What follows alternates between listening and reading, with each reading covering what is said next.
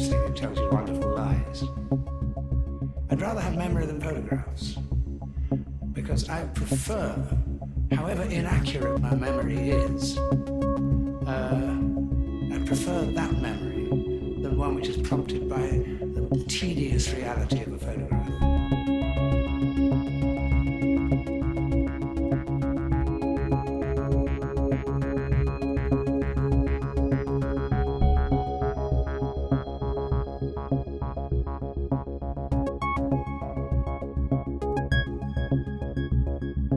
Memory is a very strange thing. It tells you wonderful lies.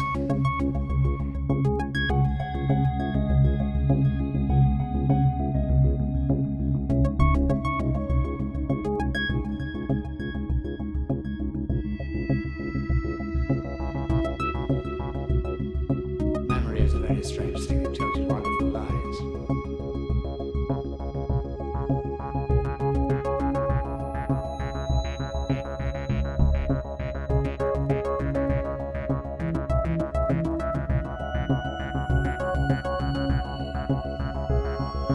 Memory is a very strange thing. It tells you wonderful lies. I'd rather have memory than photographs, because I prefer, however inaccurate my memory is, I prefer that memory than one which is prompted by the tedious reality of a photograph.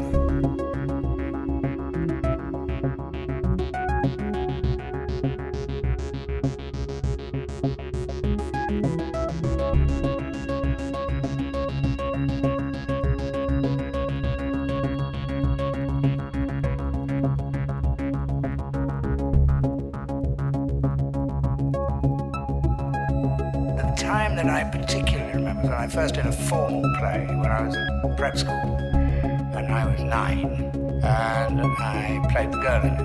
I don't know anything more about it. I played lots of girls when I was young because I had a very high voice and was particularly pretty. So hard to believe now, but anyway, that was the case. And so I played a lot of girls. But that's beside the point. The fact is that I was pretending to be somebody else, and I was on a stage, and I was suffused with the feeling that I was in the right place. This is where I should be.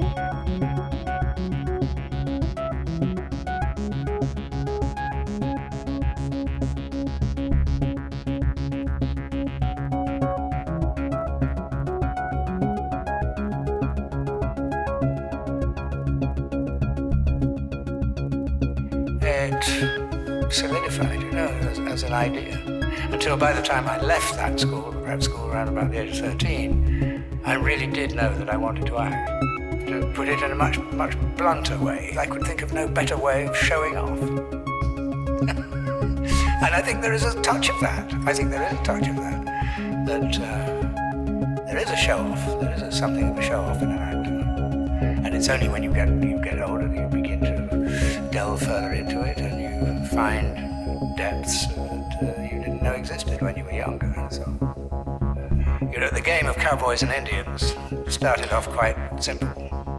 It's just got more and more complicated, and therefore more and more interesting, I think.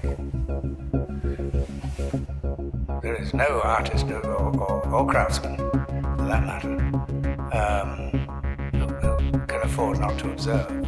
I don't mean by that you go out saying I'm going to do some observing today.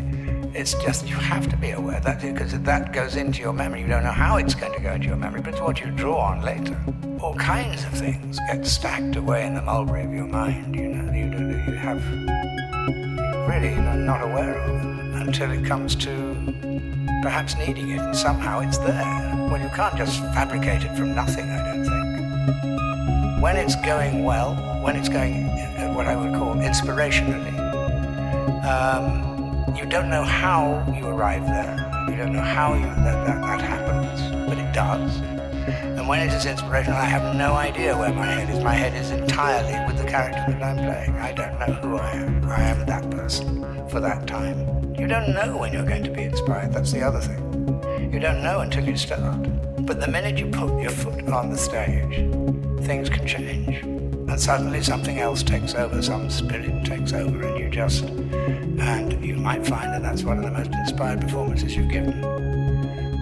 There's the famous Olivier story, of course, when he was doing Othello. And there was one night when the cast, him, everything, absolutely inspired performance, fantastic. The audience went crazy. And he stormed off the stage, slammed his dressing room door. His wife, Joan Plowright, went and knocked on the door eventually because he wouldn't come out and said, Larry, what is the matter with you? It's the most fantastic performance tonight. Audience is almost still clapping. It's extraordinary. The whole cast was up and you were just brilliant. And he said, yes, I know.